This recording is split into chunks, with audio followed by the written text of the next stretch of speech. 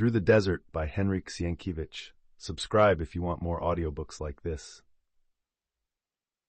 Chapter 10. The ravine was broad and covered with stones, between which grew stunted thorn bushes.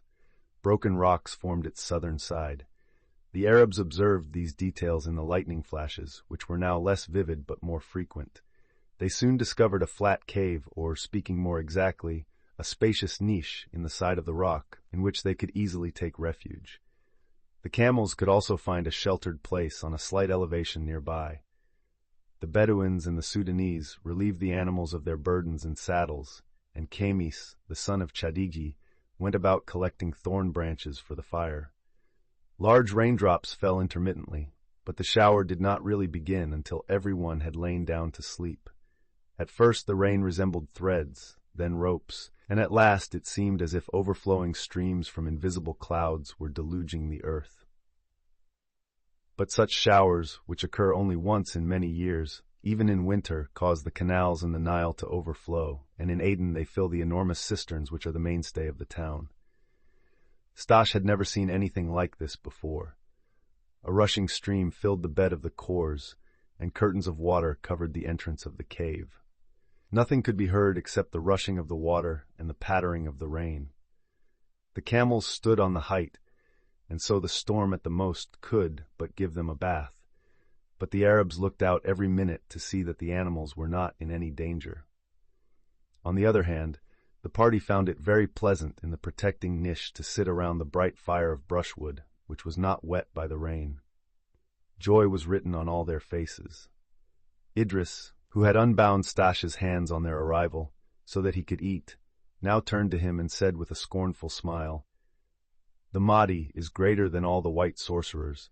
He stopped the sandstorm and sent the rain." Staś did not answer, for he was busy looking after Nell, who scarcely seemed to breathe. At first he took the sand out of her hair, and ordered old Dinah to unpack the things they had taken with them to go to their fathers. Then he took a towel, moistened it with water, and carefully washed the child's face. Dinah could not do this, for she had gone nearly stone blind during the hurricane, and the washing of her heated eyelids at first brought no relief. Nell seemed indifferent to all Staś's efforts, and only looked at him like a tired little bird, but when he drew off her shoes to shake out the sand, and then spread out the cloth rug for her to lie upon, she put her little arms around his neck. In his heart he felt more and more sympathy for her. He now felt that he was her guardian, elder brother, and sole protector. He was also aware that he was very fond of this little sister, a great deal more fond of her than he ever had been. He had liked her when at Port Said, but he looked upon her as a little baby, and so, for instance, it never occurred to him then to kiss her hand when saying good night. If anyone had ever mentioned such a thing to him, he would have thought that a 13-year-old gentleman could not do such a thing without affecting his dignity and his years. But now the general misfortune had awakened his slumbering affection for her, and he not only kissed one, but both of the girl's hands. He lay down, still thinking of her. He decided to do something extraordinary to deliver her from captivity. He was prepared for everything, for wounds or for death, but with a slight reservation in his heart that the wounds would not hurt too much, and that the death might not be a real one, for in the latter case he would not be able to see Nell's joy over her freedom. Then he began to think over the most heroic means of delivering her, but his thoughts became confused. For a while it seemed to him as if whole sand clouds were burying them, and then as if all the camels were trying to creep into his head, and then he fell fast asleep. After the Arabs had attended to the camels, they sank down, dead tired from the fight with the whirlwind, and slept like logs. The fires went out, and it was pitch dark in the cave. Soon the sleepers began to snore, and outside was heard the pattering of the rain and the rushing of the water as it broke against the stones on the bed of the ravine. And so the night passed. Before morning Staś was so cold that he awakened from his sound sleep. It seems that the water, which had collected above them in the crevices of the rock, began to trickle drop by drop through a crack in the hollow of the cave. The boy sat up on the cloth rug, so sleepy at first that he could not tell where he was and what was happening to him. But he was soon wide awake. Ah, he thought. Yesterday there was a hurricane, and we were carried off by it, and this is the cave where we took refuge from the rain. He began to look around. At first he was surprised to see that the rain had ceased, and that it was no longer dark in the cave, for the moon, which was now low down near the horizon, about to set, illumined it. The entire interior of the broad but shallow niche could be plainly seen. Staś distinctly noted the Arabs lying together, and close to the largest wall of the cave he saw the white dress of Nell, who was sleeping next to Dinah. He felt exceedingly anxious about her. "Sleep, Nell, sleep," he said to himself. "But I cannot sleep. I must save her." Then, looking at the Arabs, he added, "Ah, I would like to."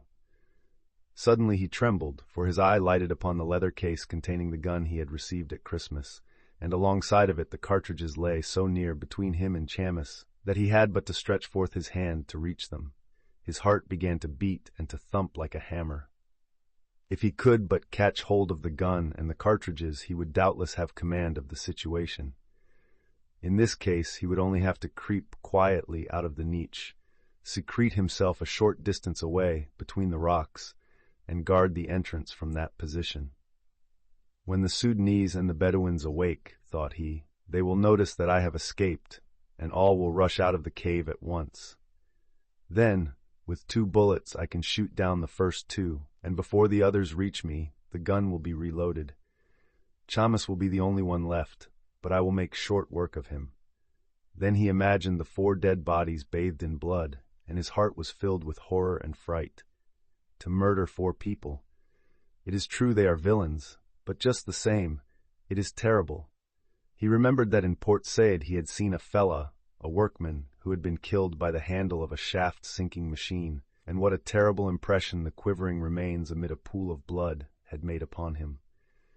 The very thought of it caused him to shudder, and now he was about to kill 4. Sin, horror! No! No, he could not do it. He began to struggle with his thoughts. For himself he would not think of doing it, certainly not.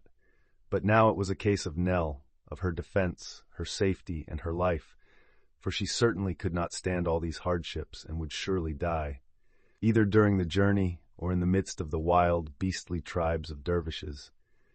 What was the blood of such wretches in comparison with Nell's life, and was it right to hesitate in such a case? For Nell. Then a thought flew like a flash of lightning through his head and made his hair stand on end. What would happen if one of these villains should point a knife at Nell's breast and threaten to kill her if he, Staś, would not surrender and give up the gun? What would happen then? In that case, said the boy to himself, I should give myself up at once. And at the thought of his helplessness, he again threw himself down despairingly on the cloth rug. The rays of moonlight now entered the opening of the cave at such an angle that it became dark inside. The Arabs still snored. Staś lay quiet for a while, then a new thought dawned upon him. Suppose he should creep out of the cave with the gun, hide himself between the rocks, and not kill the men, but only shoot down the camels. It is true it would be a shame to sacrifice the innocent animals, but what was to be done? People kill animals not only to save lives, but also for their meat. Now one thing was certain, that if he were to succeed in shooting down 4 or 5 camels, it would be impossible to continue the journey. Not one of the caravan would dare visit the villages on the river banks to buy new camels. So Staś would promise, in the names of their fathers, that the men should not be punished, but be rewarded, and the only thing left for them to do would be to return. That was all very well. But supposing they did not give him time to make these promises, but murdered him in the first onset of their wrath? However, they would have to give him time and listen to him, for with a gun in his hand, he would be able to keep them at a safe distance until he had said all he wanted to. They would realize that the only way to save themselves would be to surrender. Then he would put himself at the head of the caravan and lead it straight to the Bar Yusuf and to the Nile. They were still quite a distance from there, some 1 or 2 days' journey, for the Arabs had taken the precaution to travel quite far into the interior. But that was no matter. There would be several camels left, and on one of these Nell could ride. Staś began to examine the Arabs carefully. They were all sleeping the sound sleep of utter exhaustion, but as the night would soon be over, they might awaken at any moment. Immediate action was necessary. It would not be difficult to take the cartridge case, for it lay by his side, but it would not be so easy to get the gun, which Camis had placed farther away, on the other side. Stash hoped that he would be able to take it away, but he decided not to remove it from its case or adjust the gun barrel until he should get some distance from the cave, for he feared the click of the steel might awaken the sleepers. The moment had come. The boy crept over Shamus like a worm, and grasping the box by the handle, picked it up and slowly drew it over to his side. Though he clenched his teeth and tried to overcome his emotions, his heart and pulse beat quickly, everything grew dark before his eyes, and his breath came and went in rapid gasps, and when the straps which closed the box creaked a little, cold drops of sweat stood in beads on his forehead. This single second seemed to him as long as a century. But Shamus never moved.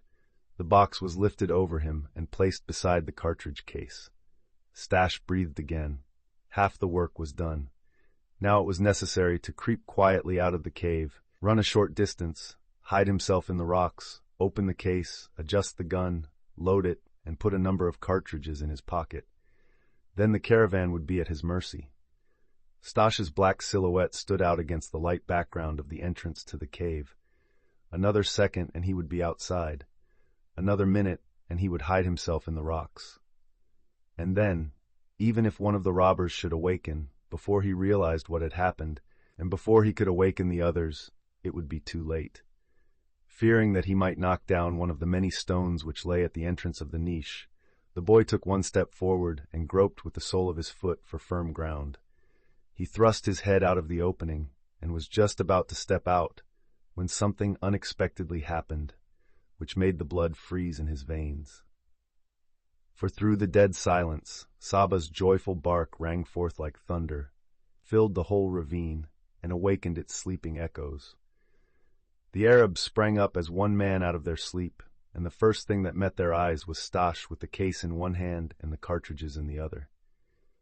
"Ah, Saba, what have you done?" Remember to subscribe.